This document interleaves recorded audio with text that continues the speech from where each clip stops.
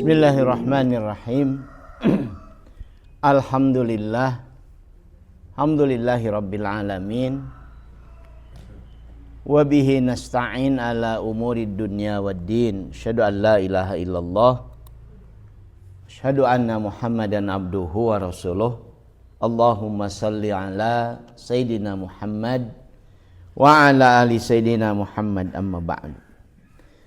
Jamaah subuh yang Allah muliakan, alhamdulillah kita bersyukur kepada Allah Subhanahu wa taala atas nikmatnya lah kita bisa diperkenankan bertemu ngaji kembali di ngaji kitab hikam setiap Sabtu ba'dal subuh. Mudah-mudahan aktivitas thalabul ilmi seperti ini bisa terus kita lakukan dalam kehidupan kita.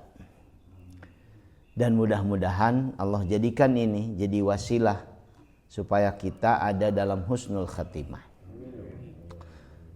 Kemarin itu 2 hari lalu Pak, saya ketemu dengan 2 kematian sekaligus. Kematian yang pertama dialami oleh suami dari Ibu Ketua RW 8. Ibu Ketua RW 04 yang baru saja terpilih jadi RW. Kematian kedua dialami oleh salah satu jamaah saya di Sawah Kurung dan sebagainya. Kenapa saya sampaikan kepada Bapak semua, 2 yang meninggal ini dalam ingatan keluarganya, mereka meninggal dalam waktu yang sangat singkat.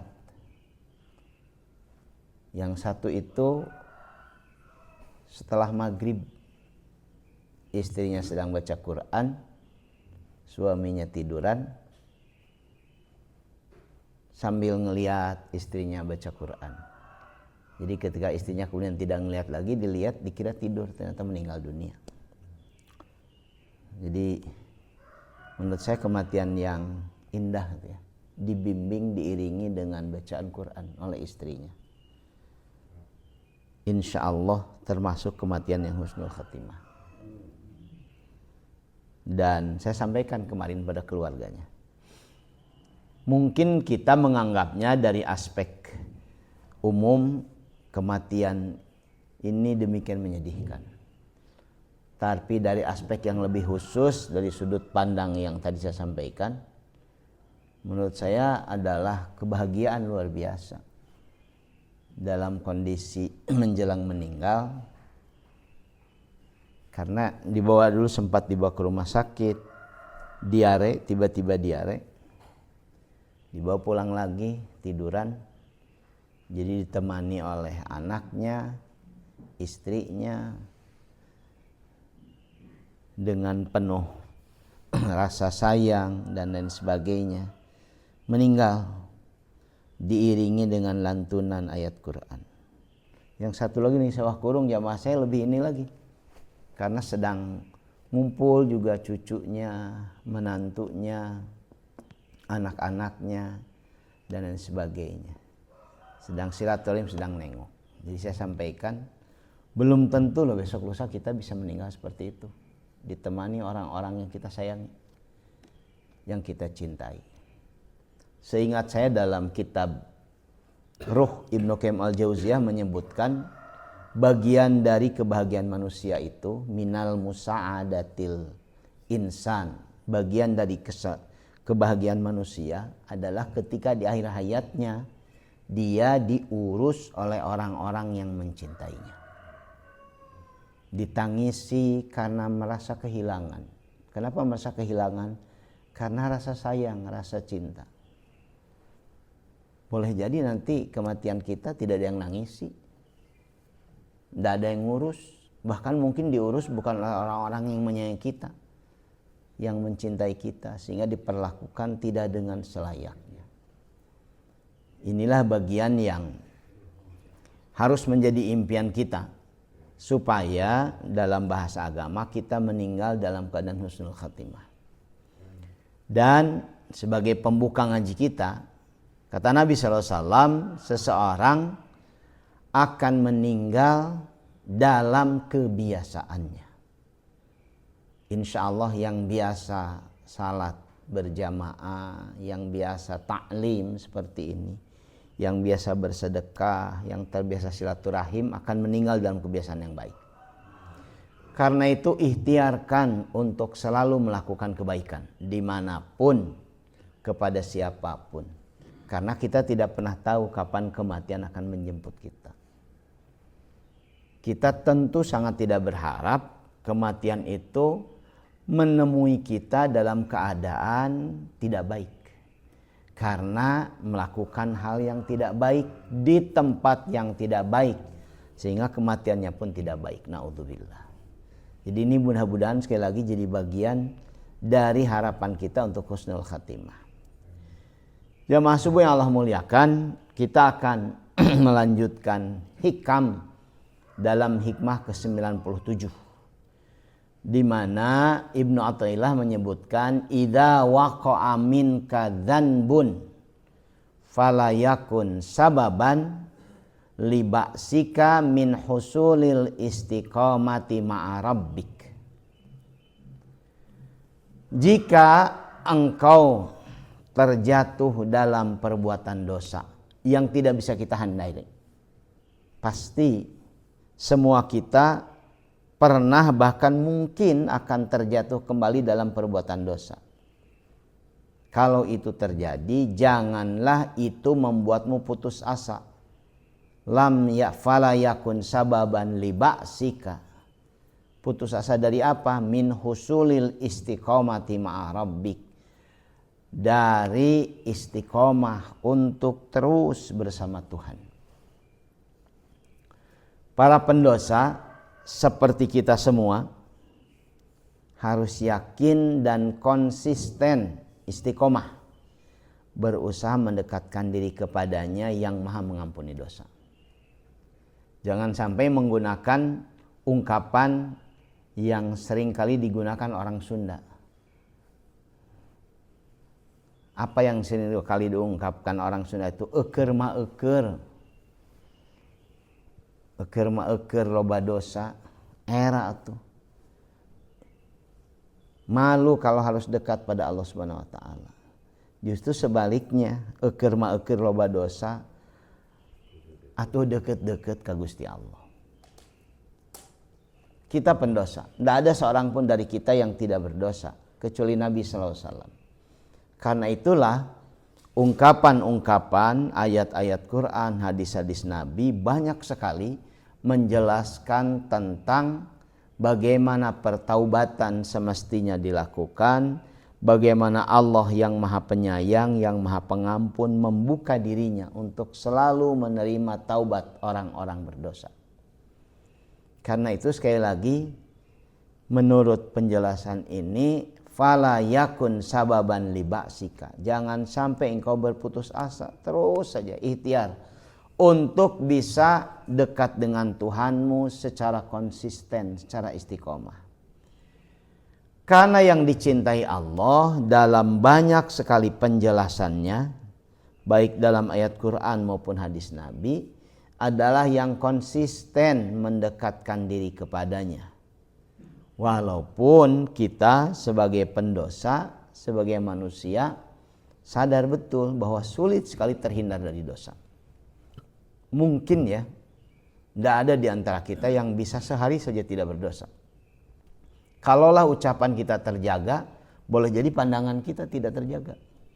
Kalaulah pandangan kita terjaga, boleh jadi gestur dari tubuh kita, tangan kita, kaki kita yang justru berdosa dan lain sebagainya. Karena tidak mungkin, sulit sekali untuk bisa terhindar dari dosa, maka paksakan, ikhtiarkan, konsisten untuk dekat kepada Allah. Jadi dekati Allah Subhanahu wa taala sebagai yang maha pengampun, maha mengampuni dosa, dari aktivitas apapun yang kita lakukan, ikhtiarkan dekat pada Allah Subhanahu wa taala. Jadi yang diminta dari kita menurut Ibnu Athaillah adalah konsistensi, istiqomah. Dan istiqomah itu membutuhkan kesabaran. Dan kesabaran level tertinggi, ini berkali-kali saya sampaikan, kesabaran level tertinggi itu justru adalah memang konsisten dalam taat pada Allah. Kadang membosankan, bisa membosankan luar biasa. Mari kita lihat penjelasan yang dimuat oleh Ibnu Ajibah dalam syarah kitab Hikam. Ada hadis yang dikutip beliau, diriwayatkan oleh Ibnu Addi dan At-Tabrani, di mana Nabi sallallahu alaihi wasallam menyebutkan innallaha yuhibbul mulihina fid du'a. Sesungguhnya Allah menyukai orang-orang yang mendesak, merengek-rengek, ngotot fid du'a, dalam berdoa. Apa yang dimaksud? Dalam penjelasan Ibnu Ajibah, kalau seseorang merasa dia butuh sesuatu kepada seseorang yang dia anggap mampu memberikan yang dia butuhkan, maka orang itu akan datang menghibah-hibah, memuji-muji dan kemudian menyampaikan kebutuhannya.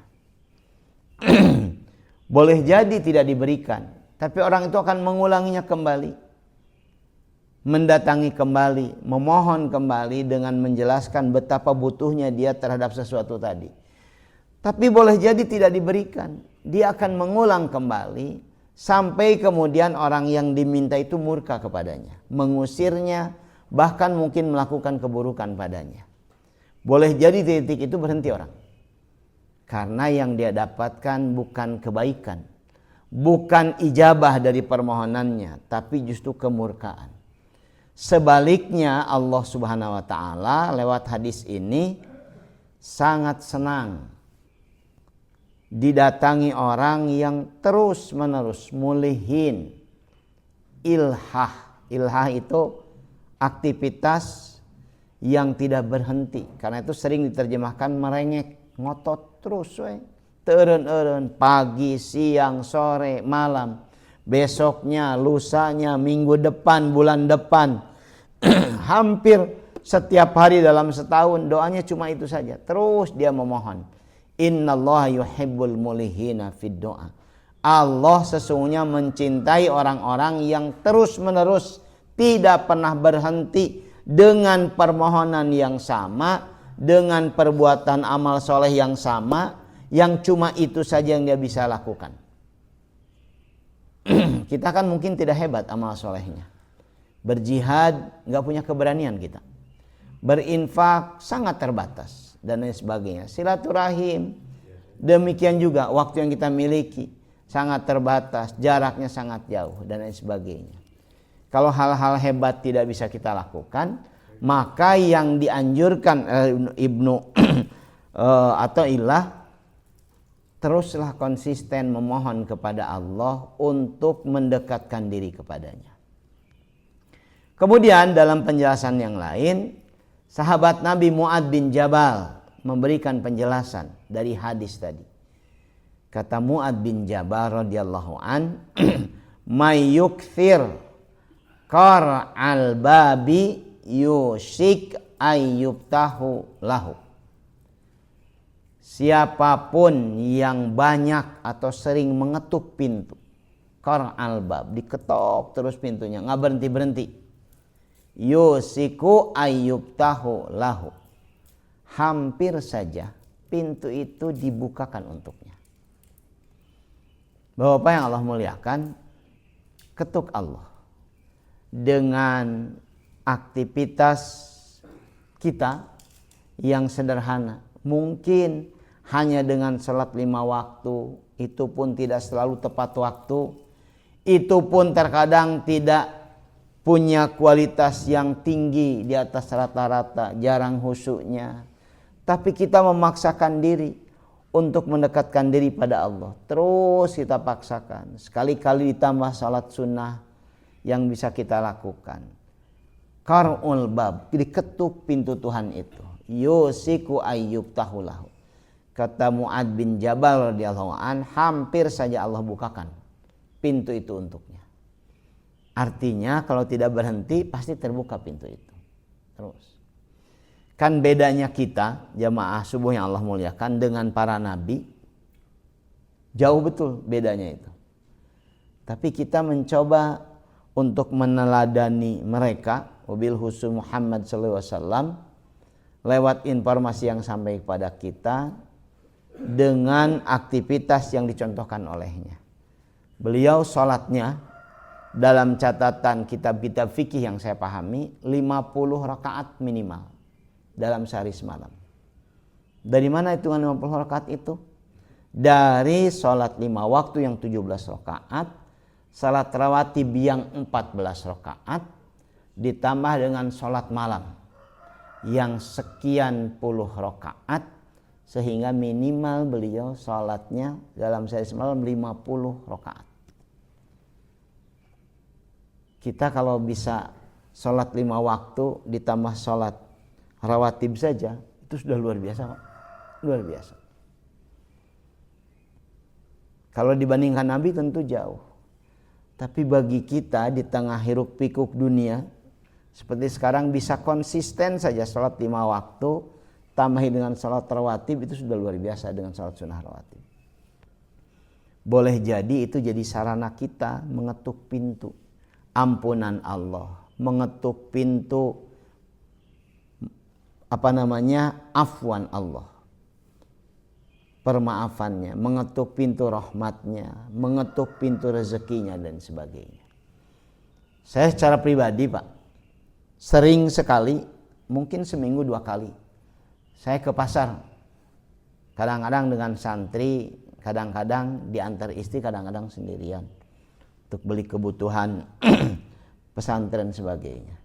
Sering ketemu orang di tengah pasar yang hiruk pikuk itu, karena mereka para pedagang itu di pleret itu dari sebelum subuh sudah ke lapaknya, jadi sudah menyiapkan lapak itu sebelum subuh, karena memang yang ngirim distributor sayur dan sebagainya datangnya lebih awal lagi, mungkin sekitar jam 2, setengah 3 datang. Saya sering kali menyaksikan di tengah hiruk pikuk itu, datang saya kan setelah subuh sekitar mungkin setengah 6 sebagainya.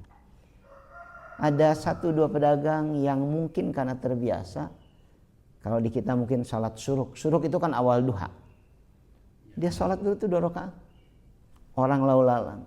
Dan pedagang yang lain sekedap deui sunat heula. Itu sampai dikenal oleh pedagang yang lainnya, kalau ada yang ke warungnya, ke lapaknya milih-milih dagangan itu, pedagang yang lainnya sebentar mau alami. Saking biasanya dia bisa menikmati di tengah hiruk pikuk apapun.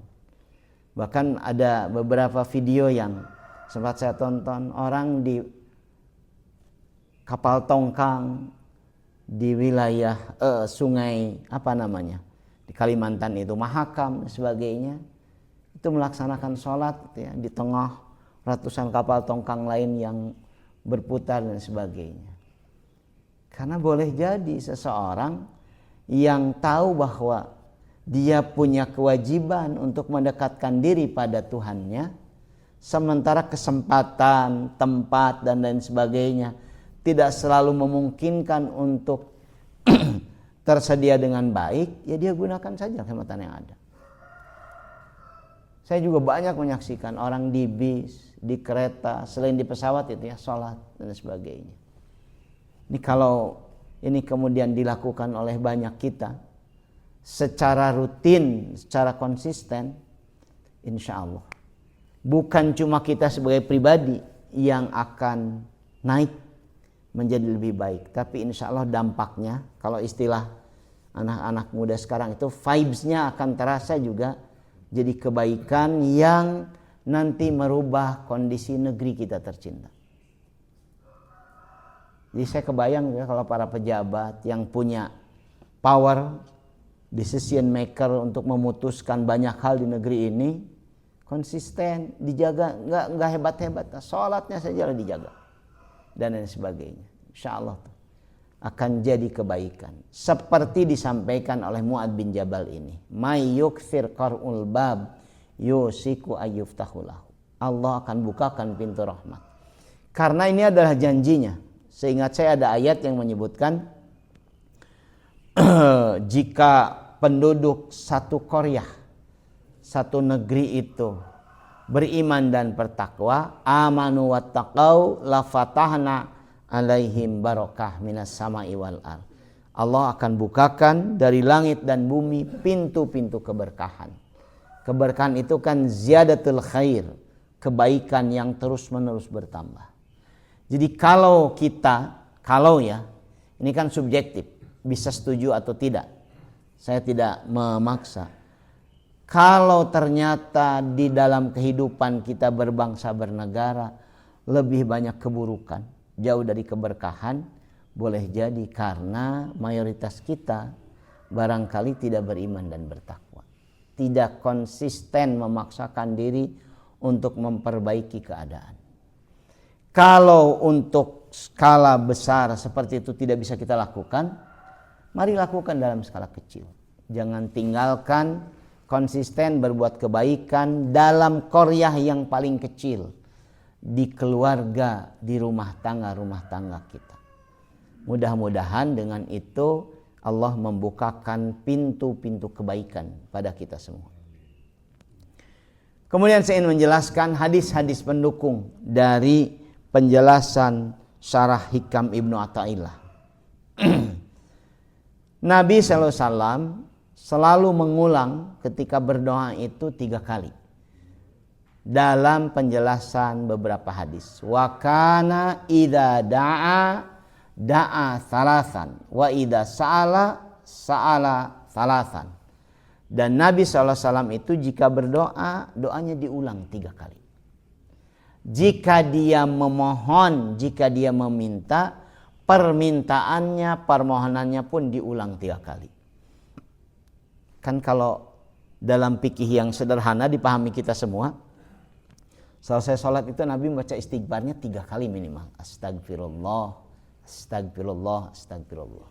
Seperti dijelaskan dalam hadis ini. Apa maknanya? Jangan cuma sekali, ulang lagi, ulang lagi. Walaupun cuma 3 kali tapi konsisten. Setiap waktu kita lakukan kan jadi banyak. Dalam hadis yang lain, dalam riwayat Bukhari dan Muslim disebutkan lebih detail. Yustajabu li ahadikum ma lam ya'jal. Yaqulu da'autu falam yustajab li. Yustajabu li ahadikum. Akan diijabah li ahadikum. Setiap orang di antara kalian jika memohon, jika mendekatkan diri kepada Allah, jika berdoa, malam ya'jal, selama tidak terburu-buru. Apa yang dimaksud terburu-buru? Yaqulu, dia berkata, da'autu falam yustajab li. Aku sudah berdoa tapi belum juga dikabulkan. Ah, bosan Pak Ustadz. Tos 4 sasih abdi ngadoa, tapi kayaknya can diijabah keneh. Karena bosan dia tinggalkan. Padahal tadi kata Mu'adz bin Jabal, boleh jadi hampir saja pintu ijabah itu dibukakan. Hampir saja pintu ijabah dibukakan. Sudah keburu bosan. Karenanya kemudian kuatkan dalam benak kita, jamaah subuh yang Allah muliakan, ulah bosan ngadoa. Jangan bosan beramal soleh. Walaupun amal soleh kita relatif sederhana. Apa sederhananya? Pirage sholat ke masjid. Di saya tahu ke masjid deket rumahna. Ya biarpun terus. Karena nanti banyak orang yang dekat rumahnya juga tidak bisa ke masjid. Karena banyak sekali kendalanya, banyak sekali kesibukannya. Jadi nikmati bisa sholat 5 waktu. Nikmati bisa silaturahim dengan keluarga. Nanti ada orang-orang yang sulit sekali silaturahim dengan keluarga itu. Sulit sekali. Setahun sekali saja sulit. Di momentum yang sangat penting saja seperti lebaran sulit. Apalagi di momentum biasa. Sulit sekali. Ada orang meninggal dunia Pak, seorang ibu meninggal dunia. Anaknya sepengetahuan saya 7 anaknya itu. Si ibu ini bukan suaminya, mantan pejabat. Suaminya juga pejabat. Si ibu ini mantan pejabat. Di usia mungkin 60 hampir 70 lah. Beliau meninggal dunia setelah sakit kurang lebih 2 tahun. Salah seorang anaknya jamaah saya. Kemudian saya dihubungi, diminta untuk datang, diminta untuk berdoa di keluarganya. Anaknya yang tadi 7 banyak itu. Hanya 1 orang yang bisa hadir. Jamaah saya itu. Dialah yang minta saya hadir dengan ponakannya, saudara yang lain banyak sekali. Tapi 5 saudaranya atau mungkin 6 saudaranya tidak ada yang hadir. Iya Pak Ustadz, karena dia sedang mau rapat penting, apalah namanya, RUPS atau apa, mau rapat penting nggak bisa ditinggalkan. Yang satu lagi memang sudah lama tinggal di luar negeri, dihubungi tapi ya nantilah kalau sempat pulang. Dari 6 orang anak yang dibesarkan oleh ibu itu, di penghujung hidupnya, di akhir hayatnya, hanya 1 orang yang bisa hadir di hari kematiannya. Yang lainnya lebih sibuk dengan urusan masing-masing. Saya sempat ikut menangis Pak ketika si ibu itu cerita. Meni sesahnya Pak Ustadz ngempelkeun wargi padahal sanes batur untuk berbakti pada ibu tercinta yang melahirkan kita, ngurus kita, membesarkan kita sampai kita seperti sekarang. Meni sesah, luar biasa susah. Karena itu bersyukurlah Bapak yang Allah muliakan kalau kita masih bisa silaturahim. Itu amal soleh Pak, yang mungkin dianggap kecil oleh sebagian orang. Apalagi ngumpul keluarga non hesena, susah bagi banyak orang, sangat susah dan sebagainya. Jadi kalau itu bisa dilakukan konsisten, bersyukurlah pada Allah Subhanahu wa taala. Boleh jadi itu akan menjadi wasilah perantara kita bisa mendekatkan diri pada Allah Subhanahu wa taala. Ini ngaji kita dari apa yang saya sampaikan ini, targetnya sekali lagi cuma 1 Pak. Kita latih untuk bisa mendekatkan diri pada Allah. Ya, mangga. Yang pertama, kita ini ada kesulitan ketika pengurusan jenazah itu khusus untuk ibu-ibu tanpa dokumen. Sangat sedikit sekali yang bisa. Ini mohon juga kepada bapak-bapak disampaikan kepada istri-istrinya yang masih ada tenaga dan lain-lain, belajarlah. Karena nanti suatu saat akan menimpa kita, menimpa diri istri kita juga. Yang kedua, anak-anak kita nih. Kita kan pasti akan bangga sekali saat kita meninggal dunia ini diurus oleh anak kita. Insyaallah. Diurus anak kita oleh oleh cucu-cucu kita, saudara-saudara kita yang terdekat. Jangan sampai ada fenomena budak keceri diurus Ustaz Asep Rahmat, Ustaz Asep Kurniawan, Ustaz Asep yang lain-lain. Sementara keluarganya hanya nonton aja. Karena boleh jadi kita sebagai ayah juga salah nggak pernah mendidik anak-anak kita. Nah, ini dari hati yang paling dalam nih. Nah, tolonglah kepada bapak-bapak semuanya yang punya anak, khususnya anak laki-laki ya.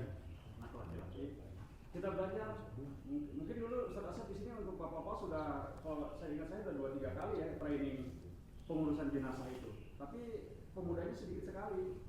Nah kalau kita adakan sekali training khusus pemuda nih, bapaknya yang dalam tanda petik memaksa anaknya untuk bisa belajar. Sampaikan kalau bapak nanti mati, ingin kamu nak yang ngurus bapak itu bukan orang lain. Training dulu sekali, nanti kalau ada yang meninggal di sini saya yang lebih dulu. Bapak yang lebih dulu satunya juga suruh anaknya terjun. Nah alhamdulillah itu sudah saya sampaikan kepada anak saya, baru si Bintang yang mau karena si A waktu itu ngurus anaknya. Saya bilang Bintang nanti kalau bapak meninggal, bapak kami yang sekarang belajar. Entah siapa bapak yang meninggal sebelah situ, mulai dari nyeblokan lah, bantu ngambil airnya dan lain-lain. Kalau bisa nanti yang jadi imam juga anak kita dan lain-lain. Jadi saya teringat sekali apa yang saya sampaikan di bagaimana lemahnya kita mendidik anak sehingga ketika kita meninggal ini anak kita tidak banyak berperan serta. Apalagi kalau misalnya di luar kota sampai tidak datang kan sedih kita kan. Bakti terakhir lah seorang anak kepada orang tua ini saat kuburan. Tolong pada bapak-bapak nih yang punya anak-anak nih, sampaikan, nak kalau bapak meninggal, bapak udah tua nak nih, sudah sakit-sakitan, kalau bapak meninggal ini kami yang urus, bisa belum kalau bisa sok Kausa nanti dikoordinasi oleh Ustaz Asep dan lain-lain supaya belajar sama-sama. Atau dulu. Saya kemarin disampaikan itu juga di sana di tempat yang meninggal itu. Ustaz menisesah, nutiasa ngibakan, di Al Ihsan juga sempat ketika ada yang meninggal jamaah perempuan. So, saya sampai bilang, mun tiasa mah orang training deui lah, latihan deui khusus, tapi ulah nu sepuh. Karena yang sepuh yang 20 tahun lalu, 15 tahun lalu, 10 tahun lalu saya juga sempat mengajarkan mereka, sekarang makin sepuh, tidak makin segar, tidak makin sehat. Mereka sendiri bingung, mun abdi maot geus nu ngurus dan sebagainya. Nah, kesadaran seperti inilah yang saya pikir orang sasarangan Bapak ya. Insyaallah selama saya sehat lah, waktunya ada, kita tingkatkan amaliyah kita sedikit-sedikit sajalah. Tapi yang kalau bisa yang strategis, sok insyaallah. Nanti mungkin difasilitasi terutama Al-Kausar nih, Pak DKM. Kerjasama dengan Baitur Rahman, dengan Al Ihsan, karena keresahannya sama. Saya sendiri langsung ngobrol dengan mereka, insyaallah. Nanti mungkin ada 2-3 sesi untuk anak-anak muda, untuk ibu-ibu, untuk umum dan lain sebagainya. Mudah-mudahan itu jadi bagian. Termasuk sekali lagi mulailah kita mengajak tadilah memperkuat silaturahim. Kalau sulit di luar, di rumah silaturahim dengan anak.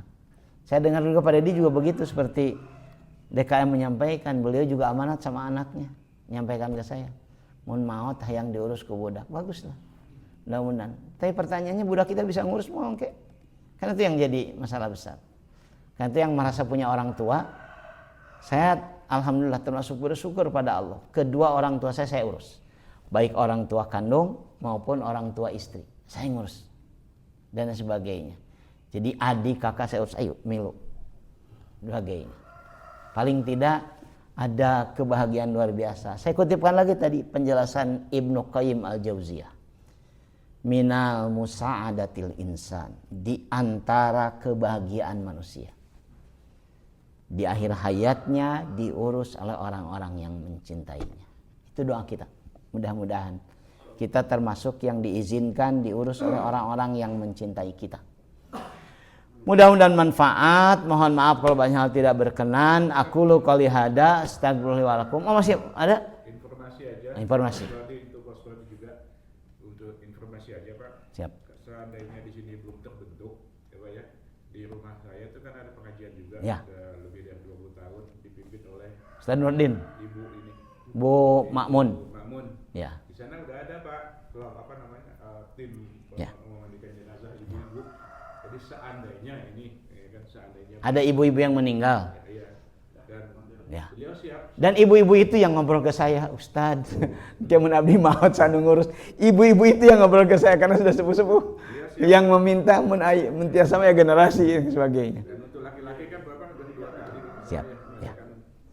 Subhanakallahumma wa bihamdika asyhadu an la ilaha illa anta astaghfiruka wa atubu ilaik. Assalamualaikum warahmatullahi wabarakatuh.